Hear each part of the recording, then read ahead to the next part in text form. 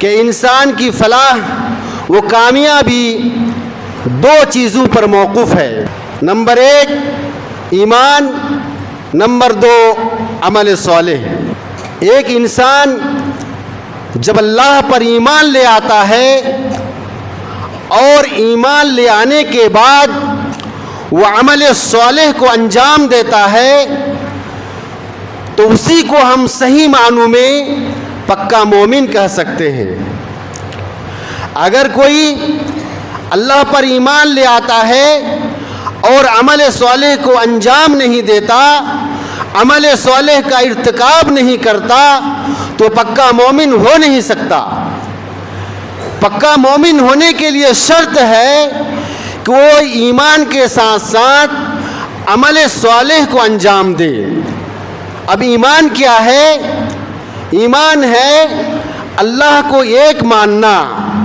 زبان سے اس بات کا اقرار کرنا کہ اللہ رب العالمین ایک ہے، اور دل سے اس کی تصدیق کرنا اور عمل سے اس کا اظہار کرنا، یہ ایمان ہے. اور اللہ رب العالمین کے نزدیک جو لوگ صاحب ایمان ہیں، جو اللہ کو ماننے والے ہیں، اللہ اور اس کے رسول کے مطابق اپنی زندگی کو گزارنے والے ہیں، ایسے لوگوں کا اللہ رب العالمین کے یہاں بہت ہی بلند مقام و مرتبہ ہے. آئیے میں آپ کو بتاتا چلوں کہ انسان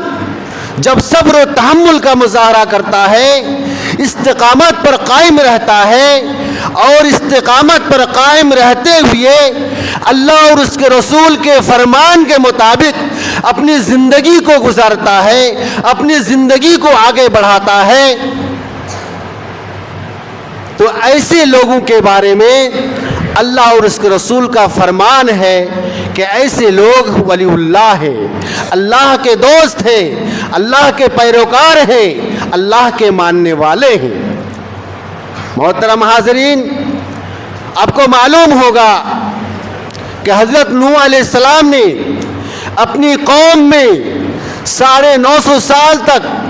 دعوت و تبلیغ کی، لوگوں کو دین کی طرف بلایا، لوگوں کو توحید کی طرف بلایا، لوگوں کو ایک اللہ کی طرف دعوت دی.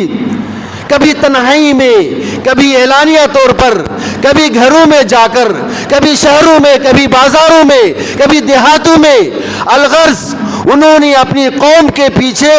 اپنی زندگی کی 950 سال انہوں نے گنوا دی. لیکن اس کا نتیجہ کیا ہوا؟ اس کا نتیجہ یہ ہوا کہ چند گنے چنے لوگوں کے علاوہ کسی نے اس پر ایمان نہیں لے آیا، کسی نے اللہ رب العالمین پر ایمان لے نہیں آیا، اور کسی نے حضرت نوح علیہ السلام کی بات نہیں مانی. نوح علیہ السلام خستہ حال ہو گئے، مجبور ہو گئے، بے کس ہو گئے، اور مجبور ہو کر اللہ رب العالمین سے دعا کرتے ہیں کہ الہ العالمین، یہ قوم میں نے آپ کے فرمان کے مطابق، آپ کے حکم کے مطابق اس قوم کے اندر میں نے 1350 سال تک تیرے دین کی تبلیغ کی، تیرے توحید کی تبلیغ کی، تیرے توحید کا پرچار کیا، سوائے چند لوگوں کے کسی نے نہیں مانا، لہذا تو اس قوم پر عذاب نازل کر دے. دوستو اور بزرگوں، اللہ تعالیٰ نے حضرت ابراہیم علیہ السلام کی بات، حضرت نوح علیہ السلام کی بات کو اللہ تعالیٰ نے قبول فرمایا، اور قبول کرنے کے بعد اللہ تعالیٰ نے ان پر عذاب نازل کیا. عذاب جس وقت آیا، اللہ تعالیٰ کی طرف سے حضرت نوح علیہ السلام کو یہ وحی ہوتی ہے، القاء ہوتا ہے کہ اے نوح علیہ السلام، جاؤ اور اپنے اہل کو کہہ دو، یعنی جو لوگ تم پر ایمان لے آئے ہیں ان کو کہہ دو کہ تم لوگ ایک مشت ایک ساتھ کشتی پر سوار ہو کر کسی پہاڑوں کی طرف چلے جاؤ اور وہاں پر آسرا لے لو. تو اسی بات کو اللہ رب العالمین نے قرآن مجید کے اندر ارشاد فرمایا، وَلَقَدْ نَاهَانَ نُوحٌ فَلَنِعْمَ الْمُجِيبُونَ وَنَجَّيْنَا وَأَهْلَهُ مِنَ الْكَرْبِ الْعَظِيمِ. اور ہم نے نوح علیہ السلام کو آواز دی، ہم نے نوح علیہ السلام کو، نوح علیہ السلام نے ہمیں پکارا،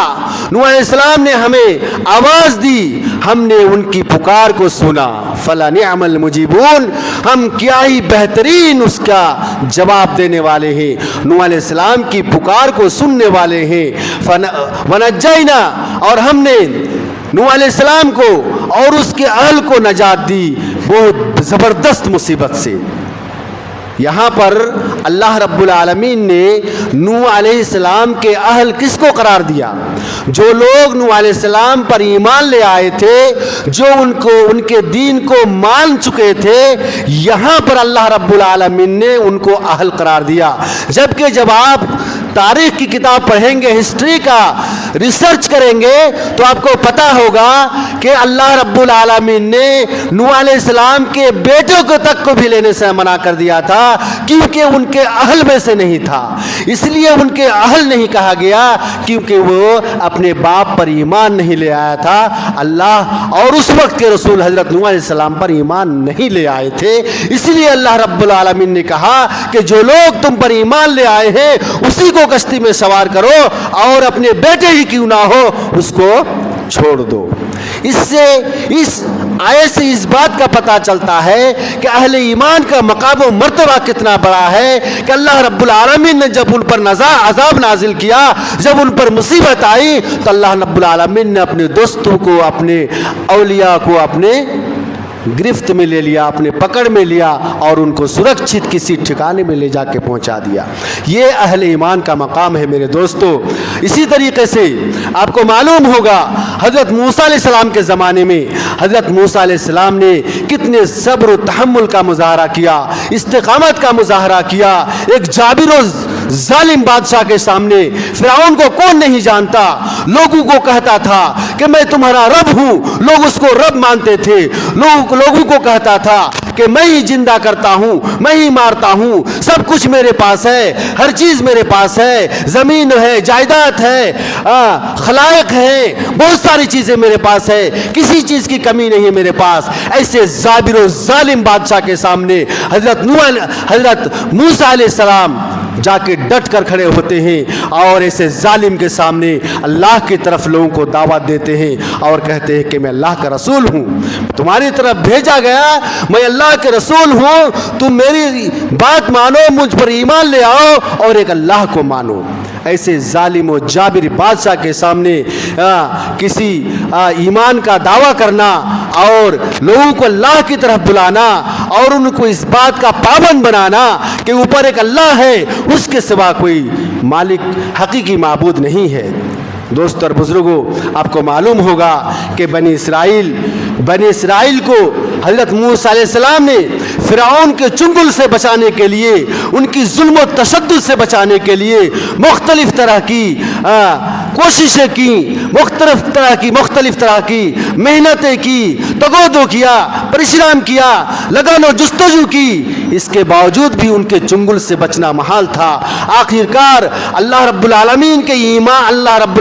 کے اوپر ایمان لے آنے کا نتیجہ تھا کہ اللہ رب العالمین نے انہیں فرعون کے ظلم و تشدد سے دریا کو عبور کر کے اس کو نجات دی۔ آپ کو معلوم ہوگا جب موسیٰ علیہ السلام اپنی قوم کو لے کر اپنی قوم کو لے کر فرعون کے ظلم و تشدد سے بھاگے جا رہے تھے، ان سے بچنے کے لیے اللہ کے حکم سے جا رہے تھے، تو فرعون ان کا پیچھا کر رہا تھا کہ دیکھو وہ جا رہا ہے، فرعون کا لشکر ان کا پیچھا کر رہا تھا اور کہہ رہا تھا دیکھو وہ تمہارے سامنے موسیٰ اور اس کی قوم بھاگے جا رہی ہے، جاؤ اور اس کو پکڑو اور پکڑ کر تمام کو نیست و نابود کر دو۔ اللہ رب العالمین پر ایمان کا نتیجہ تھا، اللہ رب العالمین پر کامل ایمان کا نتیجہ تھا کہ موسیٰ علیہ السلام جب سمندر کے پاس گئے تو اللہ کے حکم سے موسیٰ علیہ السلام نے اپنے لاٹھی کو دریا میں مارا، راستہ پھٹ گیا۔ موسیٰ علیہ السلام راستے پہ اتر گئے اور بالکل سرزمین کی طرح وہ راستہ ہموار ہو گیا، اور اللہ کے حکم سے وہ دریا پار کر کے ندی کے اس پار چلے گئے، اور اس ندی کو دیکھ کر کے، پھٹا ہوا راستہ کو دیکھ کر کے فرعون کے لشکر نے کہا دیکھو ہمارے لیے راستہ ہموار ہو چکا ہے، چلو پکڑیں گے موسیٰ کی قوم کو اور موسیٰ کو اور ان کو وہیں نیست و نابود کر دیں گے۔ یہ اپنے جوش و جنون میں تھے کہ راستہ ہمارے لیے ہموار ہو چکا ہے، جو ہی وہ راستے میں جاتے ہیں اللہ تعالیٰ کی طرف سے پانی کو آرڈر ملتا ہے کہ پانی دونوں طرف سے جم جاؤ، اور وہ پانی جم جاتا ہے، اور موسیٰ علیہ السلام کو جو پکڑنے کے لیے گئے تھے فرعون کی لشکر، وہ پانی میں ڈوب کر تباہ و برباد ہو جاتے ہیں، تمام کے تمام نیست و نابود ہو جاتے ہیں، حتیٰ کہ وہ جو اپنے مقصد میں گئے تھے کہ موسیٰ اور اس کی قوم کو نیست و نابود کر دیں گے، وہ کون سی ایسی بات کرتا ہے، ایک اللہ کی بات کرتا ہے کہ ایک اللہ ہے اس کی عبادت کرو، ایسی مخلوق کو زمین کا در جینے کا کوئی حق نہیں ہے۔ لیکن اللہ رب العالمین پر جو ایمان لے آئے تھے، ان کا ایمان کتنا مضبوط تھا، ان کا ایمان کتنا طاقتور تھا کہ اپنے ایمان کے بل بوتے پر اللہ کے حکم سے لاٹھی کو دریا میں مارتا ہے، دریا پھٹ جاتا ہے، راستہ نکل جاتا ہے، اور اس راستے کو طے کر کے نکل جاتے ہیں، اور وہی دشمن اسی راستے سے گزرنے کی کوشش کرتا ہے اور اللہ اس کو اپنے غرق میں لے لیتا ہے اور نیست و نابود ہو جاتا ہے۔ تو مسلمانوں کو بچنے کا سبب ہی تھا کہ وہ ایمان والے تھے، اللہ والے تھے، اللہ اور اس کے رسول کو ماننے والے تھے۔ اللہ اور اس کے رسول کے ماننے کا نتیجہ یہ ہوا کہ وہ لوگ پہاڑ جیسی عظیم جیسی مصیبتوں سے چھٹکارا ملا، اور اللہ تعالیٰ نے اس کو فرعون اور اس کے لشکر سے نجات دی۔ یہ اہل ایمان کا مقام ہے، یہ اہل ایمان کا مقام ہے میرے دوستو، غور کرنے کا مقام ہے۔ اسی طریقے سے میں اور ایک مثال آپ کو دیتا ہوں نبیوں کے زمانے کا، حضرت ابراہیم علیہ السلام کے زمانے میں۔ حضرت ابراہیم علیہ السلام جب اپنے باپ کو کہتے ہیں کہ ابو جان آپ ایسی چیزوں کی کیوں عبادت کرتے ہیں جو نہ بول سکتا ہے، نہ سن سکتا ہے، نہ کھا سکتا ہے، نہ نفع پہنچا سکتا ہے، نہ نقصان پہنچا سکتا ہے۔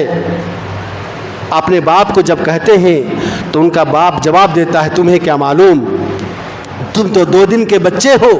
تمہیں اس کے بارے میں کیا معلوم، یہ تو ہمارا معبود ہے، اسی کی ہم عبادت کرتے ہیں۔ حضرت ابراہیم علیہ السلام اپنے باپ سے تنازع کرتے ہیں، باپ سے بحث و مباحثہ کرتے ہیں۔ ابراہیم علیہ السلام سمجھ جاتے ہیں کہ میرا باپ بالکل بہک چکا ہے، میرے باپ کو ہدایت پانا مشکل ہے۔ وہ اپنے باپ سے ناراض ہو کر اپنے گھروں سے نکل جاتے ہیں۔ اس سے قبل ان کے اوپر طرح طرح کی مصیبتیں آتی ہیں۔ جب اس وقت کے بادشاہ نمرود کو پتہ چلتا ہے کہ ایک ایسا نوجوان جو ایک خدا کا دعویٰ کرتا ہے، ایک اللہ کی طرف لوگوں کو بلاتا ہے اور ایک توحید کی طرف لوگوں کو بلاتا ہے اور مجھے ماننے سے انکار کرتا ہے، لوگوں کے کہنے پر، لوگوں کے بولنے پر وہ حضرت ابراہیم علیہ السلام کو، دوسری روایت میں اس طرح بھی باتیں آتی ہے کہ ایک میلے کے وقت میں حضرت ابراہیم، بہت لمبی کہانی ہے، میں مختصر انداز میں بولنے کی کوشش کروں گا کہ حضرت ابراہیم علیہ السلام لوگوں کو کہتے ہیں کہ تم میلے میں جاؤ، وہ لوگ میلے چلے جاتے ہیں اور وہ گھر میں رہتے ہیں، اور پھر بت خانے میں جا کر کے تمام سب بتوں کو توڑ دیتے ہیں اور ان کے بڑے بت پر کلاہی لٹک کے واپس آ جاتے ہیں۔ یہ باتیں تھیں، اور ابراہیم علیہ السلام کا لوگوں کو اللہ کی طرف بلانا، یہ بھی باتیں تھیں۔ جب نمرود کو پتہ چلتا ہے کہ نمرود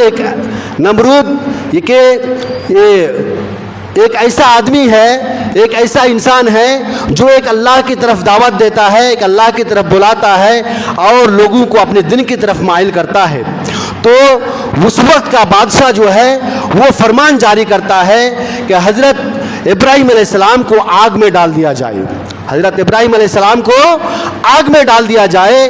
اور حضرت ابراہیم علیہ السلام کو آگ میں ڈال دیا جاتا ہے۔ آخر کار حضرت ابراہیم علیہ السلام کو اس زمانے کے منجنیق ہوتا تھا، منجنیق کے دوارا دور سے آگ میں جھونک دیا جاتا ہے۔ حضرت ابراہیم علیہ السلام آگ میں پڑے رہتے ہیں، اور اللہ رب العالمین کی طرف سے ندا آتی ہے یا نار کونی بردا و سلاما علی ابراہیم، اے آگ حضرت ابراہیم علیہ السلام حضرت ابراہیم علیہ السلام پر ٹھنڈی اور سلامتی کا باعث بن جا۔ تو میرے بتانے کا مقصد یہ ہے کہ حضرت ابراہیم علیہ السلام ایک نبی اور رسول تھے، اللہ کے ولی تھے، اللہ پر ایمان لانے والے تھے، جب لوگوں کے بولنے کے باوجود، لوگوں کے کہنے کے باوجود، لوگوں کے ظلم و ستم ڈھانے کے باوجود جب وہ اپنے کام سے باز نہیں آیا تو اس وقت کا جابر و ظالم بادشاہ ان کو آگ میں ڈالا۔ اللہ کی طرف سے آواز آئی کہ آگ یہ میرا بندہ ہے، یہ میرا نبی ہے، اس کا ایک بھی بال بیکا نہ ہونا پائے۔ آگ اللہ رب العالمین کی بات کو سن لیتی ہے اور ابراہیم پر سلامتی کا باعث بن جاتی ہے۔ میرے کہنے کا مطلب یہی ہے کہ وہ آگ جس کے اوپر تھوڑی سی چنگاری پڑ جائے تو وہ اس کی شدت سے، اس کی گرمی سے چھٹپٹانے لگتا ہے، اور وہ آگ جس کو دہکانے کے بعد حضرت ابراہیم علیہ السلام کو ڈال دیا گیا تھا، اس آگ کی تپش کتنی ہوگی، اس آگ کی کڑک کتنی ہوگی، ایسی خطرناک آگ میں ان کو ڈالا گیا۔ اللہ پر کامل بھروسہ اور کامل ایمان ہونے کی وجہ سے اللہ رب العالمین کو اس آگ سے بچایا۔ یہ ہے اہل ایمان کا مقام، یہ ہے اہل ایمان کا مرتبہ، یہ ہے اہل ایمان کا نتیجہ۔ جو لوگ اللہ پر ایمان رکھتے ہیں، جو لوگ اللہ سے ڈرتے ہیں، ایسے لوگوں کا انجام ہمیشہ بہتر ہوتا ہے۔ بھلے ان کو ناکامی ملے ہو زندگی میں، بھلے ان کو کوششیں کرنی پڑے، بھلے ان کا زمانہ دشمن ہو جائے، لیکن آخری انجام اس کا بہتر ہوتا ہے۔ آپ کو میں صحابہ کے زمانے کا ایک مثال بتاتا ہوں۔ جب اللہ کے رسول صلی اللہ علیہ وسلم مکہ چھوڑ کر کے مدینہ جا رہے تھے، اور اللہ کے رسول صلی اللہ علیہ وسلم نے حضرت علی رضی اللہ تعالیٰ عنہ کو کہا کہ آپ رات کے وقت میرے بستر پہ آرام فرمانا، میں اللہ کے حکم سے آج مکہ چھوڑ کے مدینہ روانہ ہو جاؤں گا۔ بالکل ویسے ہی ہوا۔ رات کے اندھیرے میں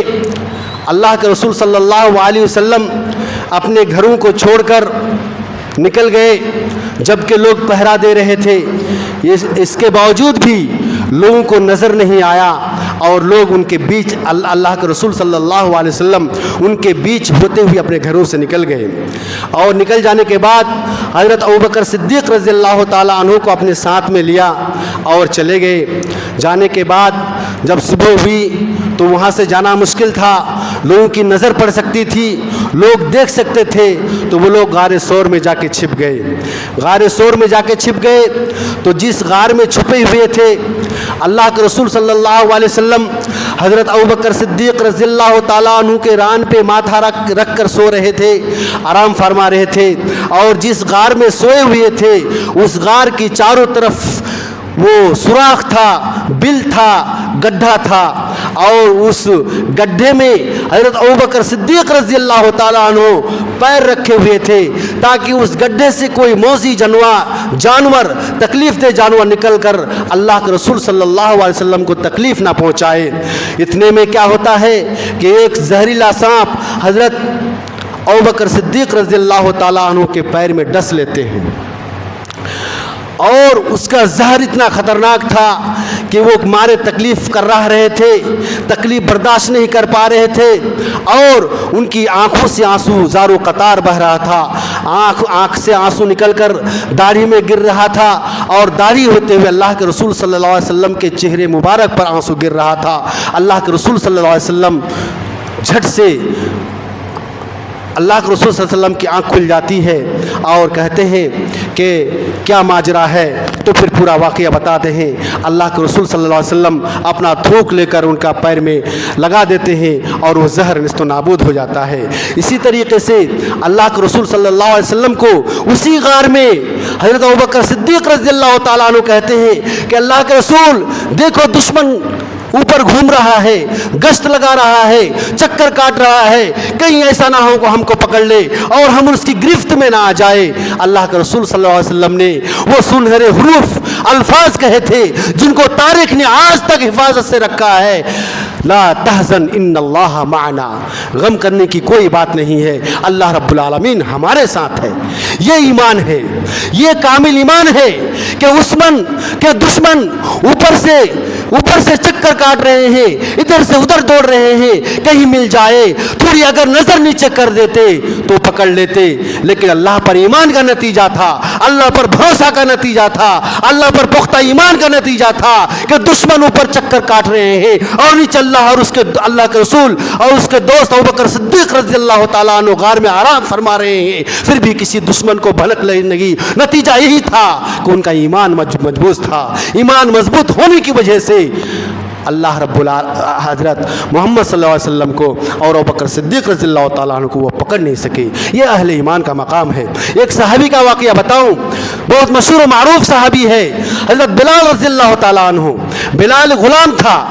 उमैया बिन खल्फ के घर में वो गुलाम था। जब उनके मालिक को पता चला कि आदमी इस्लाम कबूल कर चुका है, मुसलमान हो गया है, तो उन पर जुल्म के पहाड़ तोड़ने लगे। जुल्म की इंतहा हो गई, जुल्म की इंतहा हो गई। गरम रेत में, गरम बालू में उनको चीत लेटा देता था और गरम गरम पत्थर उसके सीने पर रखकर उसको खींचा जाता था और कहता था कि तुम मानोगे मोहम्मद के दीन को? तो उनकी ज़बान से यही आवाज़ आती थी, अल्लाह वाहद, अल्लाह वाहद, अल्लाह वाहद। इतनी तकलीफ देने के बावजूद, इतना जुल्म ज़्यादती करने के बावजूद उस मर्द मुजाहिद के ज़ुबान से एक ही कलमा अदा होता था कि अल्लाह वाहद, अल्लाह वाहद, अल्लाह वाहद। ये ईमान का नतीजा था, ये ईमान का नतीजा था। तब फिर हज़रत अबू बकर सिद्दीक रज़ियल्लाहु ताला अन्हु को उनकी तकलीफ बर्दाश्त नहीं हुई और फिर उनको ख़रीद कर अल्लाह के रास्ते में आज़ाद कर दिया।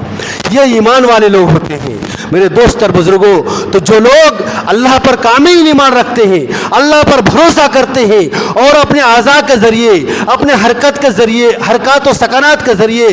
अपने अमल के ज़रिए, अपने ज़िंदगी के मामूलात के ज़रिए, अपने लेन देन के ज़रिए, अपने चाल चरित्र के ज़रिए, अपने व्यवहार के ज़रिए ये साबित करने की कोशिश करते हैं कि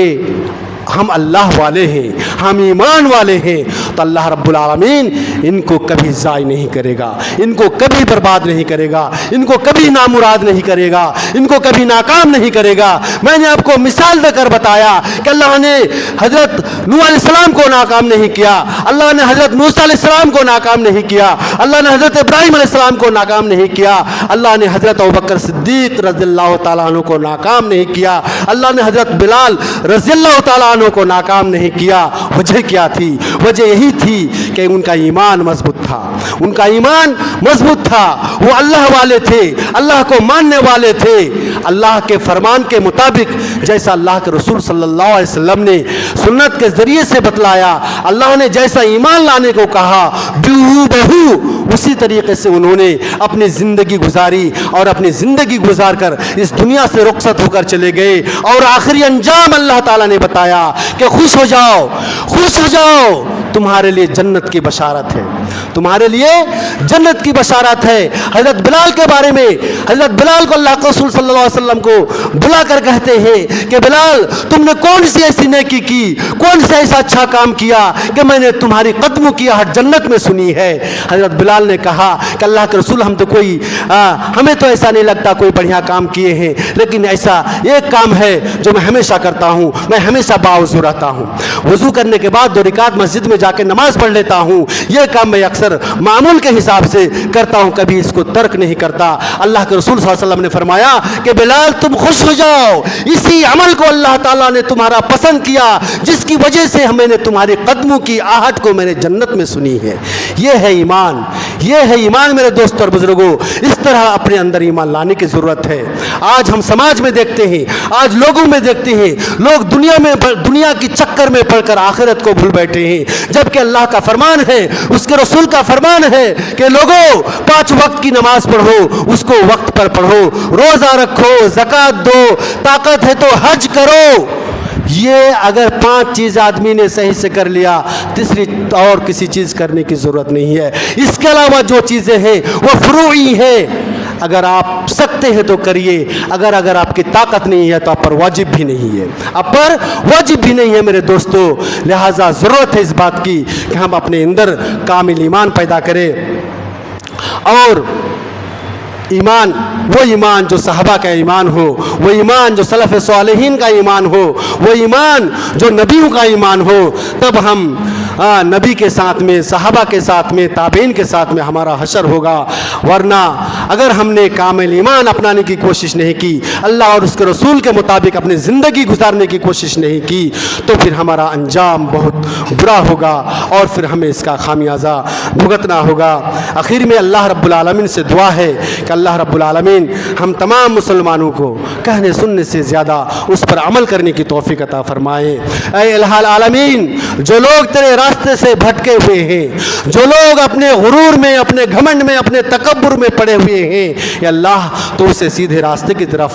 لے جا۔ یا اللہ جو لوگ کہتے ہیں کہ نماز سے کیا ہوگا، یا اللہ جو لوگ کہتے ہیں کہ روزہ سے کیا ہوگا، یا اللہ جو کہتے ہیں کہ تمہارے دین میں کیا ہے، یا اللہ تو ان کے دل میں صحیح ایمان ڈال دے، یا اللہ تو ان کو سمجھنے کی توفیق عطا فرما دے، یا اللہ تو ان کو سیدھے راستے پر لا دے۔ یا اللہ تو مسلمانوں کی حالت بہت ناگفتہ ہے، مسلمان کی حالت بہت بری ہے۔ اچھا پوری دنیا کا آپ جائزہ لیجئے، مسلمان پریشان ہے، بے حال ہے، مجبور ہے، بے کس ہے، پھر بھی اللہ ہماری باتوں کو سنتا نہیں۔ وجہ یہی ہے کہ ہمارا ایمان کمزور ہے۔ یا اللہ تو ہمارا ایمان کو مضبوط کر دے۔ اقول قولی ھذا استغفر اللہ لی ولکم ولسائر المسلمین والحمد للہ رب العالمین۔